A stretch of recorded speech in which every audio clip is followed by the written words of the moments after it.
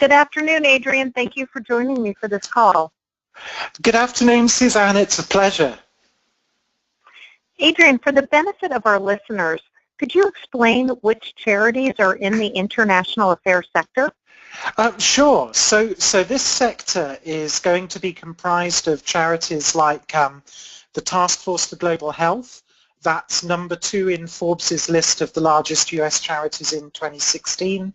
It has receipts of around $3 billion annually. Or there's Food for the Poor. That's number 7 on the list in 2016.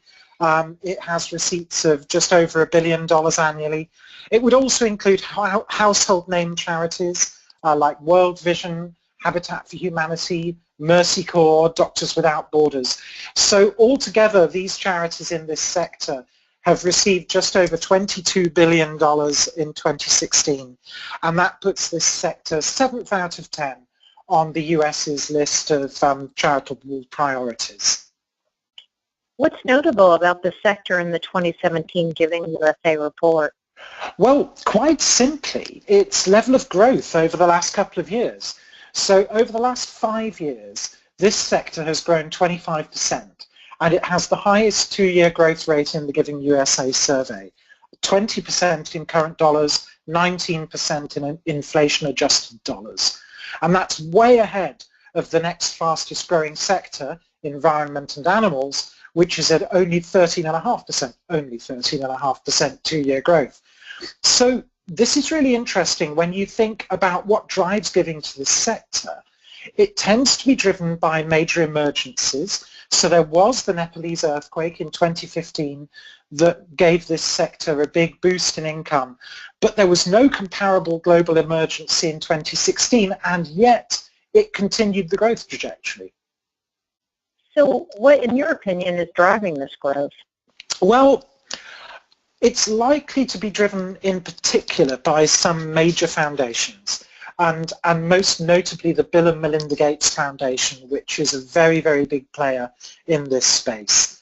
So there is a 2013 Global Impact Survey of US donations to international affairs, and in that we could see that from the 2011 figures, the Gates Foundation awarded $2.5 billion overseas in 2011. Now that was 20 times as much as the next biggest foundation's donor in this space, the Ford Foundation, which was only on about 127 million. And the latest figures the Gates Foundation has given to the International Aid Transparency Initiative shows that it's doubled its awards since then to over $5 billion. It may well have pulled substantially ahead of other foundation donors in this sector. The Gateses are making a real statement about the importance of giving to international causes. So I think, you know, that $2.5 billion in 2011 would be a quarter of not a quarter, a tenth of the sector's overall dollars. That $5 billion is going to be, you know, over a fifth of the sector's dollars.